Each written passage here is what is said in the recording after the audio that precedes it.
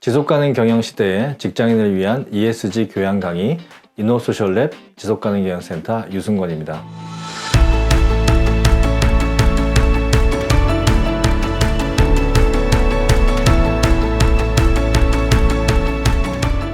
오늘은 5번째 시간입니다. ESG 영역, 우리 환경, S, 사회, 거버넌스, 이제 의사결정 구조라고 얘기하는데요. 이에 주요 이슈와 대응에 대해서 알아보도록 하겠습니다. ESG의 주요 이슈는 굉장히 많죠. 환경 영역만 해도 수백 가지가 되고, 사회 영역만 해도 또 수백 가지가 되고, 거버넌스도 굉장히 많은데, 이런 영역에 대한 것들을, 주요 이슈를 어떻게 뽑아내느냐라고 하는 부분이죠. 이게 모든 것들을 다 잘할 수는 없는 건데, 그래도 그 중에서 정말 중요한 이 교집합, 들을 뭘로 해야 되느냐라고 봤을 때는 ESG를 우리가 지난 시간에 제도화한다라고 하는 말씀을 많이 드렸는데, 제도가 강화된다라고 말씀을 드렸는데, ESG를 둘러싸고 있는 글로벌 가이드라인들이 있습니다. 그래서 글로벌 가이드라인들 크게 어떻게 우리가 이 ESG 지속가능 경영을 실행해야지라고 하는 실행을 중심으로 한 가이드라인들이 있고요. 그 다음에 우리가 어떤 목표, 즉 ESG, 지속가능 경영의 궁극적인 목적이 지속가능 발전을 실현하는 거라고 했는데, 이 지속가능 발전을 실행하는 데에서는 우리 UN이 2015년에 만들어 놓은 UN SDGs가 있습니다. 그래서 지속가능 발전 목표라고 하는 게 있고, 이게 공통의 목표인 거고요. 그래서 우리 지속가능 경영 ESG의 궁극적인 목표가 뭐냐라고 하면, 당연히 우리 회사가 망하지 않고 지속가능 경영을 하는 것이 또 실질적인 목표이지만, 실제로 글로벌하게 보면 이 대외적인 목표는 바로 이 UN 지속가능 발전 목표를 달성하는데 우리 회사가 기여하는 것이다 라고 볼 수 있습니다. 이렇게 목표를 가지고 실행하는 것에 대해서는 ISO 든지 또는 OECD라든지 UN이라든지 EU라든지에서 내놓은 가이드라인들이 여러 가지가 있습니다. 그리고 그런 것들이 또 얼마나 잘 하느냐라고 하는 것이 이제 공개해야 되고 보고해야 되는 거죠. 특히 상장사 같은 경우, 그리고 글로벌 시장에 거래하는 기업들 같은 경우는 거래 기업에서도 요구하기도 하죠. 그런 부분들이 바로 GRI 스탠다드라든지 이 파리 기후 협약에 의한 TCFD라든지 또 미국 지속가능 회계 표준인 사스비라든지 또는 이산화탄소나 탄소 온실가스에 관련된 SBTi나 CDP 이런 것들이 있습니다. 이런 것들을 교양과 상식 수준에서 다 하실 필요는 없고, 이런 부분들은 이제 ESG를 실제로 하는 회사의 ESG 팀이나 또는 전문가들이 좀 다뤄야 될 부분이고, 이런 것들이 있구나 라고 하는 것들을 좀 알아두시면 됩니다. 그리고 평가, 너네 회사가 지속가능 경영을 잘해 못해 라고 하는 것을 평가하는 그런 평가가 모건스탠리라든지 다우존스라든지 또 우리나라의 이 KRX 한국증권거래소의 산하기관인 한국 ESG 기준원이라든지 또는 국민연금이라든지 이런 쪽에서의 평가 지표들이 있는 거죠. 근데 조금 그런 것은 우리나라가 워낙 어렸을 때부터 모두가 다 평가에 매달려 있기 때문에 우리나라 지금 기업들이 이 평가 지표 중심으로 ESG 경영을 하고 있는데, 이것은 단기적인 대응을 좀 할 수는 있지만 실제로 장기적으로 그 기업이 지속가능 경영을 잘하기 위해서는 바로 이 실행 가이드라인을 좀 우선순위로 해서 잘 하게 되는 것이 좀 바람직한 방향이다라고 할 수 있습니다. 어쨌거나 이런 실행 목표 공개 보고 평가 가이드라인을 교집합, 이 공통적인 점을 찾으면 바로 그 ESG의 주요 이슈를 찾아낼 수 있겠죠. 그래서 하나씩 살펴보도록 하겠습니다. 첫 번째, 이 환경 영역의 6대 주요 이슈입니다. 환경 영역 같은 경우는 여러분들이 너무 잘 아시겠지만 이 온실가스 감축이 가장 첫 번째이고요. 온실가스는 이제 그린하우스 가스라고 해서 약자로 GHG라고 하는데, 여기에는 이산화탄소, 육불하황, 과불화탄소, 수소불화탄소, 아산화질소, 메테인이 이제 포함되어 있습니다. 그래서 이것을 6대 온실가스라고 하고, 이 중에 가장 많은 양을 차지하는 게 바로 이 화석 연료를 태워서 발생한 이산화탄소가 거의 3분의 2를 차지하고 있는 게 지금 6대 온실가스의 이슈인 거죠. 그 6대 온실가스 중에 발생하는데 가장 많은 부분을 차지하는 것이 바로 또 에너지를 만들어내는, 즉 전기를 만들어내는 데에 사용되고 있기 때문에 두 번째 이슈가 바로 이 친환경 에너지 사용률을 어떻게 확대할 것이냐라고 하는 부분들입니다. 특히 친환경 에너지 사용에 있어서는 과연 원자력 발전을 친환경 에너지에 포함시킬 것인가 말 것인가에 대한 이슈가 굉장히 큰데요. 여러분 잘 아시겠지만 지금 EU 같은 경우는 친환경 에너지를 조건부로 포함시켜주는 상황입니다. 그래서 앞으로는 친환경 에너지가 원자력보다는 태양광, 풍력 또는 뭐 지열 이런 쪽으로 확대될 가능성이 매우 크고요. 세 번째는 폐기물 문제인 거죠. 결국 인류의 인구가 증가하면서 많은 제품을 쓰고 그 제품을 만드는 과정, 사용하는 과정, 그리고 그것을 폐기하는 과정에서 많은 환경오염뿐만 아니라 또 만들어내는 과정, 사용하는 과정에서 또 온실가스가 많이 발생하기 때문에 그런 부분에 있어서 어떤 폐기물 자체를 절감하고 어떻게 하면 이것을 버리지 않고 재사용해서 전반적인 생산량을 좀 줄일 수 있을까라고 하는 이 순환 비즈니스라고 하는 또 세 번째 이슈고요. 또 물저량, 물 부족 문제. 지구 온난화가 되면 자연스럽게 이 대기 중에 수증기가 많아지면서 물저량, 사막화 문제가 또 중요한 이슈가 됩니다. 그래서 온실가스가 돼서 좀 따뜻해지면 물이 늘어나는 거 아니야? 라고 하시는 분들이 계시는데 그렇지 않습니다. 오히려 사막화가 또 이렇게 악화되는 그런 부분들이 있고요. 또 우리가 많은 것들을 생산해내기 위해서 특히 식량 문제라든지 또는 우리가 좋아하는 커피나 그다음에 초콜릿 같은 걸 생산하기 위해서 또는 고기를 많이 먹기 위해서 사료 작물을 기르기 위해서 땅이 부족하니까 기존의 숲이었던 곳들을 다 밀어내고 특히 아마존 숲이나 동남아시아의 인도네시아에 있는 그런 숲들을 천연 원시림들을 이렇게 밀어내고 거기에 농작물을 기르는 이런 방식의 생태계 파괴에 대한 문제가 연결되어 있는 거죠. 그래서 기업들은 이렇게 온실가스 문제라든지 친환경 문제라든지 폐기물 순환 비즈니스 문제라든지 물저량 물 부족 문제 해결이라든지 생태계 보호, 원시림 보호에 대한 부분들을 어떻게 새로운 기술 또 새로운 서비스와 상품, 지속 가능한 원재료를 사용한다든지 이런 것을 위해서 친환경 R&D를 얼마나 투자하느냐 이런 것이 6대 환경 이슈라고 볼 수 있습니다. 그러면 이렇게 되는 부분들에 대해서 어떻게 대응해야 되느냐라고 하는 부분은 보다 자세한 내용들은 뒤에서 환경 영역, 사회 영역, 거버넌스 영역에서 말씀을 드리겠지만 좀 간단히 말씀드리면 일단 환경 경영에서 온실가스는 첫 번째가 스콥 1, 2, 3의 온실가스 인벤토리를 구축하는 것입니다. 되게 어려운 말 같죠? 네, 어렵습니다. 스콥이라고 하는 범위잖아요. 스콥 1은 일단 우리 회사 내에서 발생하는 것이 스콥 1이고요. 스콥 2는 우리 회사에 전기나 에너지를 공급하는 회사, 즉 우리로 치면 한전 같은 발전소 같은 곳이고, 스콥 3는 우리 회사의 제품과 서비스와 연관된 모든 이제 밸류체인, 이것을 스콥 3라고 합니다. 이 1, 2, 3에 대한 온실가스에 대한 인벤토리라고 하면, 인벤토리는 영어로 재고란 뜻이잖아요. 즉 우리가 스콥 1, 우리 회사에 직접, 그리고 우리 회사의 에너지를 대는 곳, and 우리 회사의 제품과 서비스가 영향을 미치는 그런 전 과정에 대해서 온실가스가 얼마나 발생하는지에 대한 일단 데이터를 가지고 있어야 된다. 제가 이제 앞으로 계속 강조해 드릴 텐데 ESG는 데이터 싸움입니다. 얼마나 현재 데이터에서 이것을 부정적인 데이터를 줄여가느냐의 싸움이기 때문에 이런 인벤토리를 구축해야 되고요. 이 GH를 넷제로, 즉 우리가 발생시키는 온실가스와 우리가 흡수하는 온실가스를 플러스 마이너스 제로로 만들어서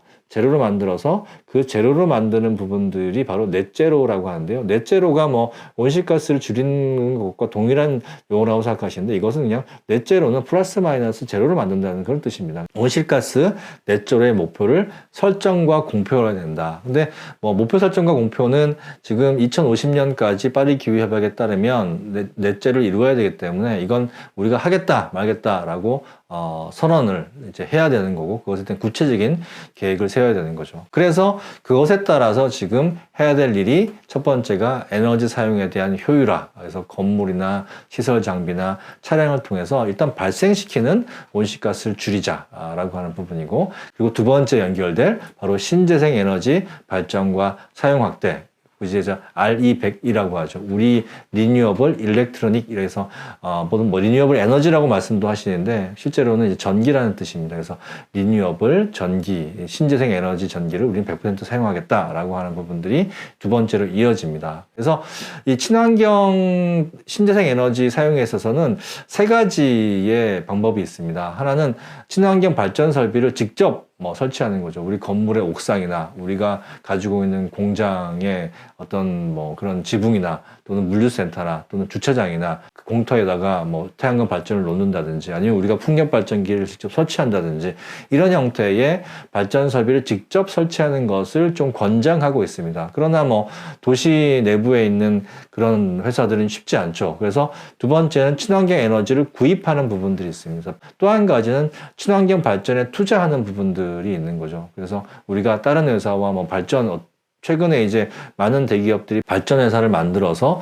친환경 발전에 투자하는 이런 어떤 형태가 바로 이 친환경 신재생 에너지 사용에 대응할 수 있는 큰 방법이라고 할 수 있습니다. 세 번째 이제 폐기물에 대한 부분들은 안 쓰고 절감하는 게 최선이죠. 그래서 일회용품을 폐기물 최소화하고 있는데 이것은 정부 차원에서도 점점점 강화되고 있고요. 지금 유럽 같은 경우에서는 일회용품을 전혀 생산하지 못하게 한다거나 아니면 두 번째에 재생 가능한 원재료를 사용한다라고 하는데 영국 같은 경우는 전체 플라스틱에 생산할 때 아예 처음부터 재생된 플라스틱, 즉 버려진 플라스틱을 다시 녹여서 재생한 그런 플라스틱을 최소한 30% 이상 사용하게끔 법이 바뀌었습니다. 이제 유럽이 이제 그렇게 되는 거고, 그래서 우리나라 이제 기업들이 영국이나 유럽에 수출을 할 때 그러면 음료수병 하나라도 재생 플라스틱을 써야 되는 상황이 앞으로 발생한다라고 하는 거죠. 그래서 재생된 재료, 재생 가능한 원재료를 사용 확대하는 것이 필요하다. 당연히 분리수거는 기본이다라고 하는 것이고,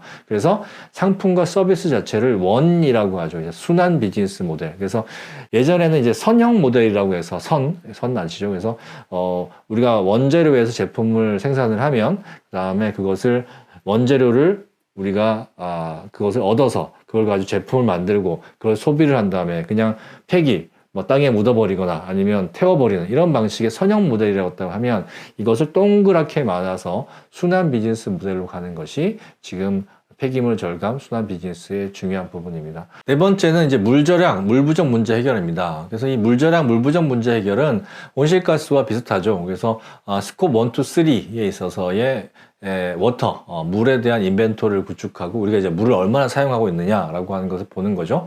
그것에 대해서 우리가 플러스 마이너스, 우리가 제품 생산과 운영에 필요한 그런 물을 얻는 만큼 우리가 재생하겠다라고 하는 워터 넷제로의 목표 설정과 공표가 필요합니다. 특히 음료수 회사 같은 경우는 이런 부분들이 되게 중요한 부분이죠. 그래서 할 수 있는 부분들이 물 사용의 효율화, 건물이나 시설 장비 등에 있어서 어떻게 하면 에너지나 전기만큼 물 사용을 줄일 수 있을까? 그리고 세 번째가 빗물, 우수나 중수 사용. 중수는 뭐예요? 여러분들이 화장실 가가지고 손 한번 그냥 비누칠 안 하고 그냥 씻으면 되게 깨끗하잖아요. 그 물을 어떻게 다시 걸러서 청소하는 데라든지 또는 화장실 변기에 사용하는 이런 것들 중수 사용이거든요. 그래서 최근에 어떤 지어진 건물들, 친환경 건물들 같은 경우는 이런 빗물과 한 번 쓴 물을 걸러서 다시 사용하는 이런 것들이 확대되고 있습니다. 그리고 폐수 정화를 잘 해야 되는 것은 당연한 거죠. 다섯 번째, 생태계 보호 생물 다양성인데요. 최근에 이제 지속 가능한 인증에 대한 원재료 사용하는 부분들이 굉장히 중요해졌습니다. 그래서 여러분 책이나 종이 박스 같은 데 보면 FSC라는 인증을 볼 수 있는데요. 이런 FSC 인증이 뭐냐면 지속 가능한 방식, 즉 원시 숲을 다 태워버려서 그냥 숲을 깡그리 망가뜨리는 방식이 아니라 그 원시 숲을 살려놓은 상태에서 그 안에서 펄프 나무를 키운다든지 이런 방식으로 자연을 보호하는 기존에 있는 원시적인 자원을 보호하는 그 범위 내에서 새로운 나무나 새로운 식물을 키워내는 그런 방식이 바로 이 지속 가능한 인증에 대한 부분입니다. 그래서 그런 부분들이 있고, 그 다음에 숲, 바다, 습지, 또 동물 보호구역에 대한 보호 활동을 지원하는 부분들이 있습니다. 특히나 이제 바닷가에 공장이나 유원지나 호텔을 짓는 경우에는 그 공장이나 호텔이 들어섬으로 해서 바닷가의 생태계가 망가지는 경우가 굉장히 많았죠. 그래서 그런 부분들을 우리가 하지 말아야 된다라고 하는 것이고요. 동물성 원료, 육류 섭취를 감소해야 된다라고 하는 것인데, 소가 온실가스의 주범 중에 하나다라고 하는데, 바로 이 소가 이 소화 과정에서 발생시키는 트름이라든지 방귀 같은 게 메테인 성분이 많고, 메탄이죠. 이 메탄 가스가 이산화탄소보다 온실가스 효과가 30배에서 80배까지 높기 때문에 메탄 가스 발생을 줄이기 위해서는 우리 아무래도 고기 섭취를 줄여야 된다라고 하는데, 더 근본적인 문제는 이 소나 이런 어떤 돼지를 키우기 위해서는 사료 작물을 키워야 되고, 이 사료 작물이 키워지는 부분이 바로 대부분 이 아마존 숲이라든지 인도네시아 숲 이런 데서 길러지기 때문에 사료 작물이 많이 소모되면 될수록, 즉 우리가 고기를 많이 먹으면 많이 먹을수록 이 기존의 천연숲들이 망가질 수밖에 없다라고 하는 측면에서도 우리가 고기 소비를 너무 그렇게 늘리면 안 된다라고 하는 부분입니다. 마지막으로 이제 친환경 R&D 투자 부분입니다. 그래서 재생 원재료를 사용한 제품, 즉 여러분이 요즘 자동차나 가전제품 보면 우리 자동차 가전제품에 얼마나 많은 재생 플라스틱, 재생 철을 사용했어요 라고 하는 걸 자랑하잖아요. 예전에는 자랑하지도 않았었는데, 그래서 재생 플라스틱, 재생 원재료를 많이 사용하고 있습니다. 제가 입고 있는 옷도 바로 이 재생 플라스틱으로 만든 옷인데요. 이 PET병, 쓰레기 PET병을 모아서 그것을 녹여가지고 다시 실로 만들어서 폴리에스테를 가지고 이 옷을 만들었습니다. 이렇게 재생 원재료 사용과 제품 서비스를 늘리는 부분이 있고, 또 고효율 에너지, 자동차나 또는 많은 기계, 보일러 이런 같은 경우도 기왕에 적게 연료를 사용할 수 있는 그런 R&D 기술을 하고, 그리고 친환경 신기술을 가진 그런 벤처들에 대한 투자, 그래서 협업 확대하는 이런 부분들이 바로 이 ESG에서 환경 영역에서 기업들이 해야 될 일이다라고 지금 제시하고 있습니다. 다음으로 사회가치 경영의 6대 주요 이슈입니다. 사회가치 경영은 인권이 제일 중요합니다. 그래서 환경에 온실가스가 있다라고 하면 사회에서는 바로 인권이 있는 거고요. 인권과 또 노동은 연결되어 있습니다. 그래서 인권에 있어서는 아동, 여성, 강제노동 이런 부분도 있다라고 하면, 노동에 있어서는 노동권, 또 직장의 안전, 문화. 그래서 우리가 Great Place to Work라고 해가지고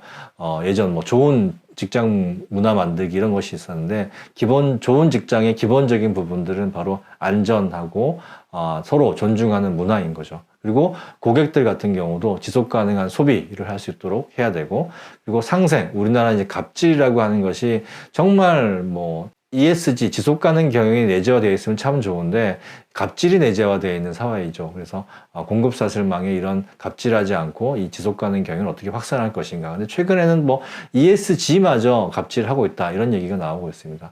그리고 이제 사회공헌도 예전에는 그냥 우리가 이런 불이웃 돕기 정도의 일이었다라고 하면, 우리의 밸류 체인상의 이해관계자의 환경과 사회적인 이슈는 무엇이고 그 문제를 해결하기 위해서는 어떤 사회공헌을 해야 될까, 이런 형태의 가치사슬과 밸류체인과 이해관계자 중심의 사회공헌이 좀 부각되고 있고요.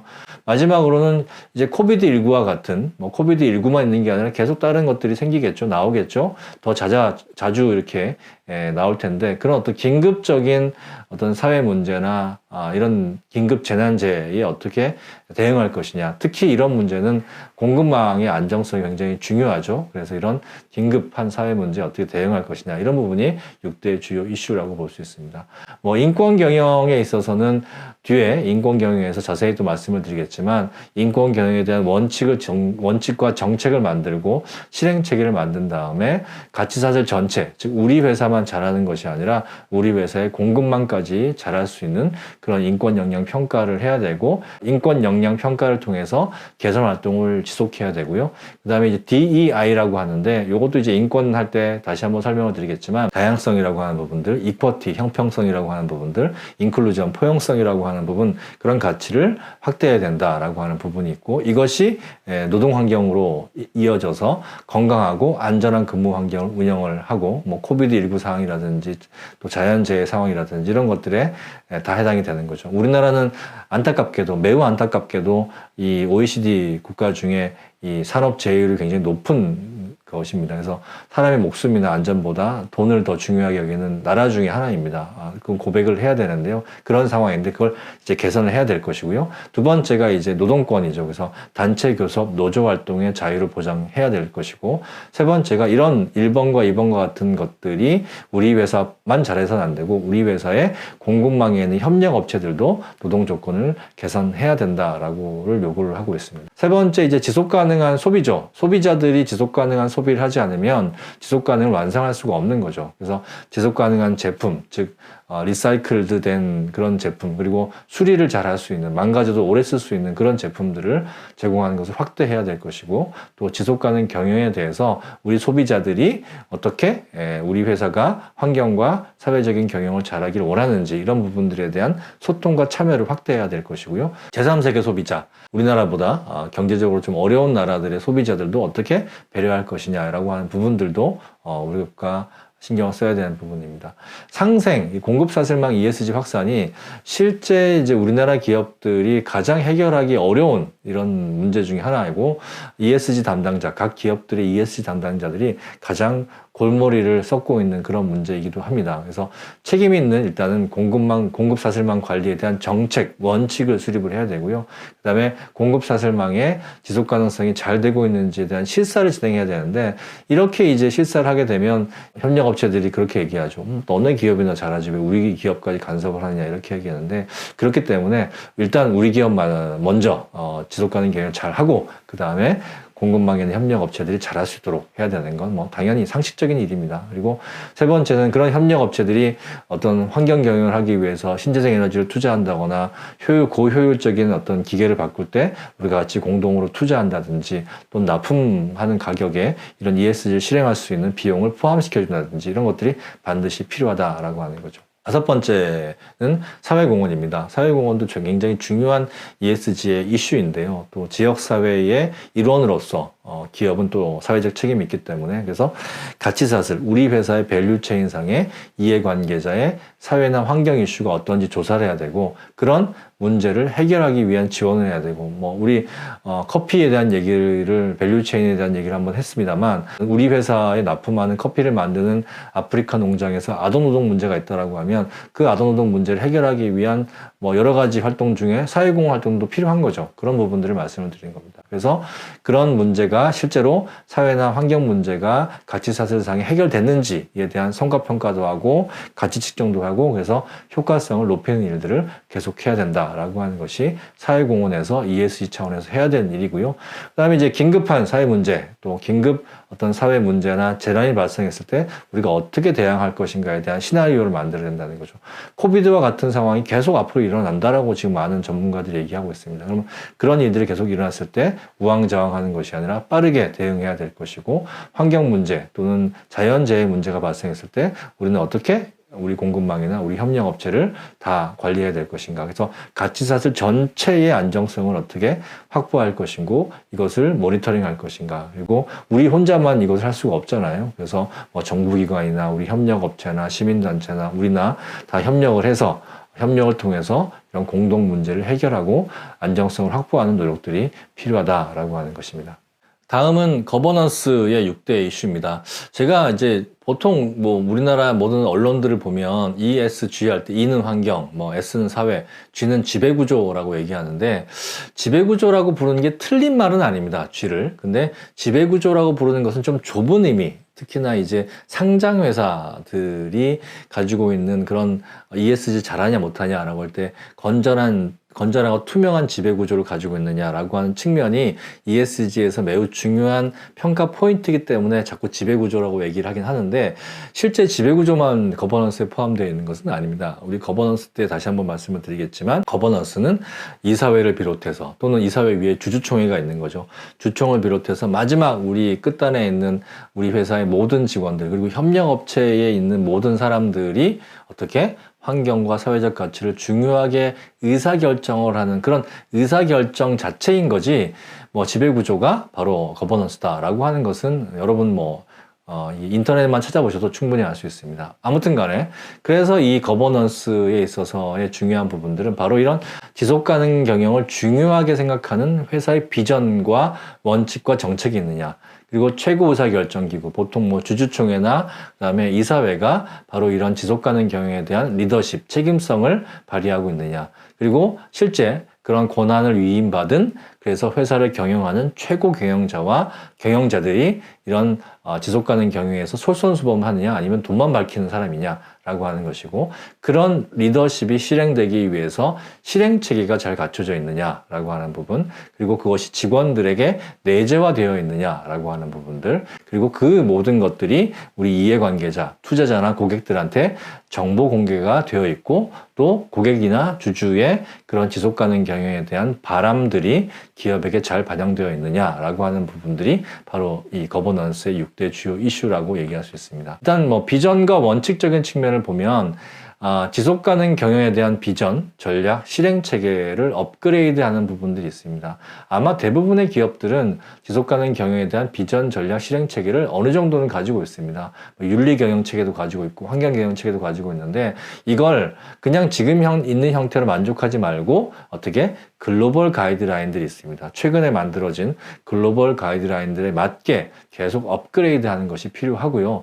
그 다음에 이제 두 번째는 최고 의사결정기구의 이런 지속가능 경영에 대한 책임성인데요. 특히나 이제 글로벌 가이드라인에서는 기업의 의사결정을 최고 경영자 한 사람에게 몰아주는 그런 리스크, 또는 한 사람이 실수하면 모든 것이 끝나버리는 이런 경영체계가 아니라 이사회 중심의 경영체계를 강화해라. 그리고 이사회의 건전성, 즉 이사회가 그냥 자기 밥그릇 챙기기 위한 그런 이사회가 아니라 정말 기업의 장기적인 성장을 위한 그런 이사회가 될 수 있도록 건전성, 그래서 이제 사회이사, 또 감사, 이런 것들, 다양성, 이런 것들을 제고해야 된다라고 하는 부분이고, 이사회가 지속가능 경영에 대한 전문성이라든지 리더십이라든지 책임성, 이런 부분들이 높아져야 된다라고 하는 부분들이 현재 이런 최고 의사결정기구에 대해서 요구하는 바입니다. 근데 이제 ESG 평가에 있어서는 이 부분이 좀, 이 두 번째 영역 부분이 좀 중요하게 지금 많이 평가 요소로 되고 있는 것이죠. 세 번째는 리더십의 솔선수범입니다. 특히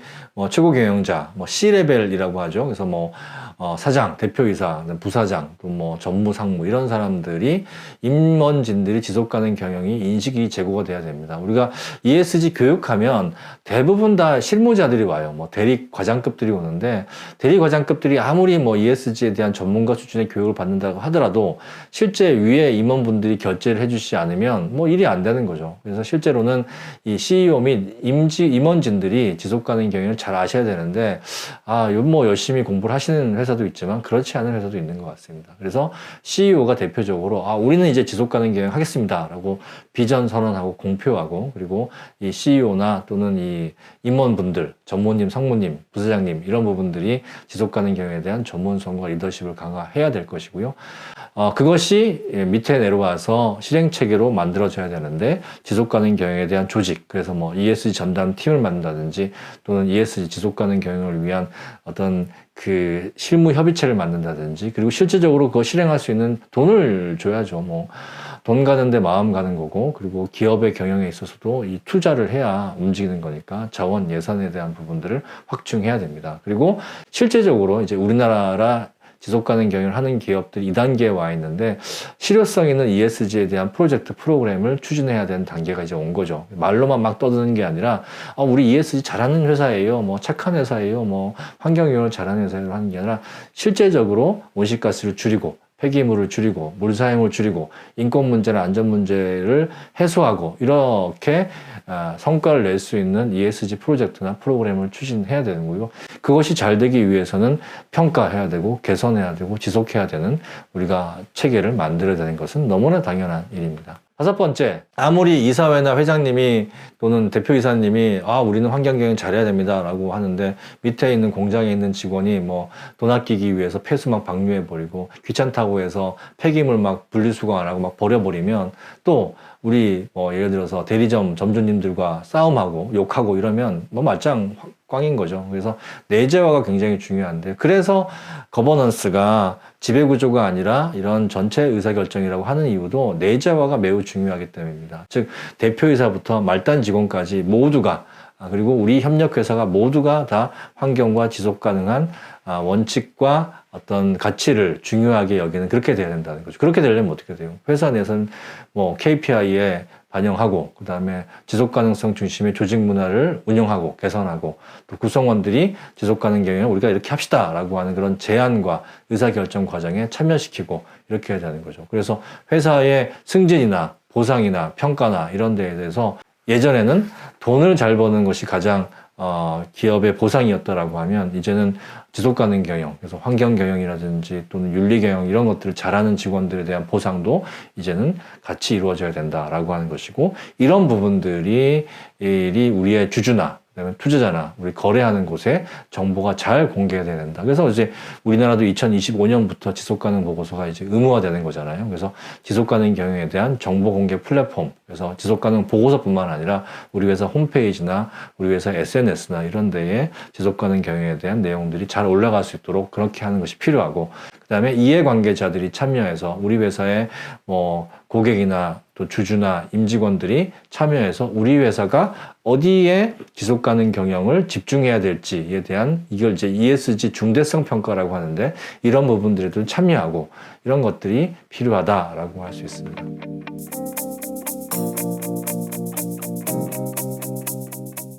에큐원 캐피탈, 에큐원 저축은행과 함께하는 직장인을 위한 ESG 교양 강의 5번째 강의 요약 정리하도록 하겠습니다.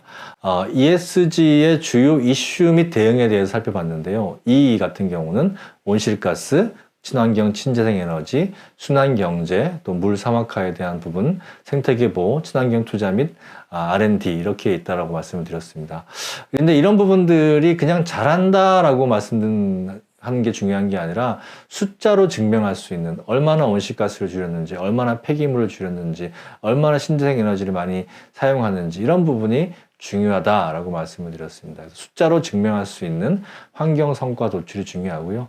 사회적인 영역에서는 인권, 노동, 고객, 공급망, 사회공헌, 긴급사회 문제 대응 이런 부분들이 중요한데 특히나 인권 부분이 제일 중요하고 이 공급망에 있어서 특히나 또 강조하자라고 하면 제3세계 공급망에 있어서의 인권 문제가 중요한 문제다라고 하는 것인데 이것이 그때그때 일어나는 이슈 대응 차원이 아니라 체계적인 시스템들이 필요하다. 그래서 체계적인 시스템 구축과 실행, 개선이 필요한 부분들이 있다라고 하는 말씀을 좀 드렸고요.